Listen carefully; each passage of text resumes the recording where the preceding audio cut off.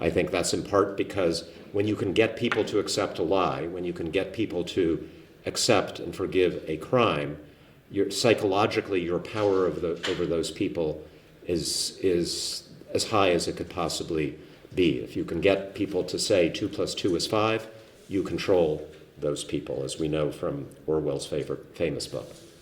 When we look back on it, what I hope we conclude is that the Trump was kind of like, and this may sound a little strange to you, but the Trump was like a vaccine, an element of a disease that was injected into the body politic alongside Putin and others like him, the effect of which was to strengthen our defenses, was to make us care more about our democracies at home and more about our alliances of democracies between the United States and Europe. And I think we see European countries stepping up now in very major ways, so that if we take care of business in the United States, 5 or 6 years from now, we're going to have a stronger alliance of democracies, in part because we have to respond to this threat.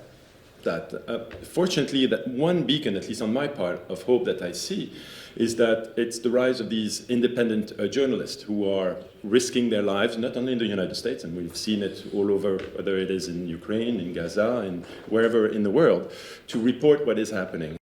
Now, information is almost entirely selected for us by a software algorithm that only cares about one thing, addiction, keeping us glued to our platforms for the longest period of time.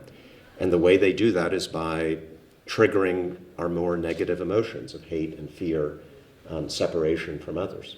And this is why everything has gone crazy.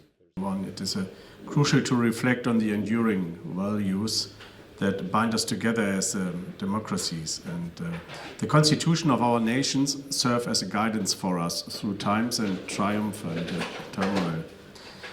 But let me say, the events we have witnessed on this trying day, as well as in Berlin on the 29th in August 2020, when a group of protesters attempted to enter the German Reichstag, serve as a reminder to all of us. And as stewards of democratic ideals, it is our collective responsibility to safeguard the integrity of our constitutions and uphold the freedom they guarantee. At the end, the attack in Ukraine, the war in Ukraine, is an attack against the whole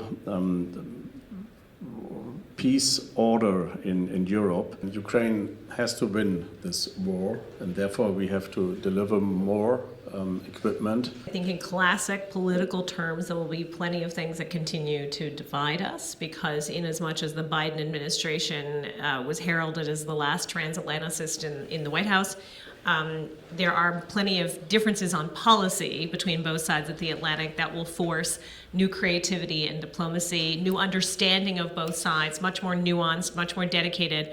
So for all of us who think that we can be complacent about the transatlantic relationship, I have news for you. Whatever the case, we have to remain vigilant, committed, and truly dedicated.